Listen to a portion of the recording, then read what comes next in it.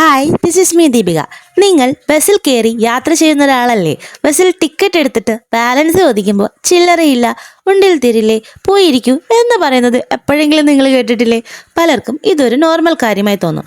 പക്ഷേ നിയമപരമായി നോക്കിയാൽ നിങ്ങൾ നൽകിയ പണത്തിന് ശരിയായ ബാലൻസ് തിരികെ നൽകേണ്ട ഉത്തരവാദിത്തം സർവീസ് പ്രൊവൈഡറിനുണ്ട്, അതായത് നമ്മുടെ കണ്ടക്ടറിനുണ്ടെന്നേ. കൺസ്യൂമർ പ്രൊട്ടക്ഷൻ ആക്ട് 2019 പ്രകാരം പണം വാങ്ങി ശരിയായ രീതിയിൽ സർവീസ് നൽകാത്തത് ഡെഫിഷ്യൻസി ഇൻ സർവീസ് ആയി പരിഗണിക്കാം. അതുപോലെ ഇന്ത്യൻ കോൺട്രാക്ട് ആക്ട് 1872 പ്രകാരം ടിക്കറ്റ് എടുത്ത നിമിഷം ഒരു സർവീസ് കോൺട്രാക്ട് രൂപപ്പെടുകയാണ്.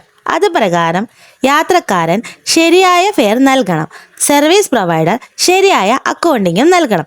ചില ട്രാൻസ്പോർട്ട് റൂൾസ് പ്രകാരം ബാലൻസ് ഉടൻ നൽകാൻ കഴിയില്ലെങ്കിൽ ടിക്കറ്റിൽ ബാലൻസ് ഡ്യൂ മെൻഷൻ ചെയ്യേണ്ട സംവിധാനങ്ങളുമുണ്ട്. ഇത് 2 രൂപയോ 5 രൂപയോ ആയതുകൊണ്ട് ചെറിയ കാര്യമെന്നല്ല. ഒരു ദിവസം ആയിരക്കണക്കിന് യാത്രക്കാരിൽ നിന്ന് ഇങ്ങനെ പണം തിരികെ നൽകാതെ പോയാൽ അതൊരു വലിയ തുകയല്ലേ? പ്രശ്നം ചില്ലറയുടെ വാല്യൂ അല്ല, യാത്രക്കാരൻ്റെ അവകാശത്തിൻ്റെ വാല്യൂ ആണ്. അപ്പം എന്നത്രയുള്ളൂ. Tata bye bye.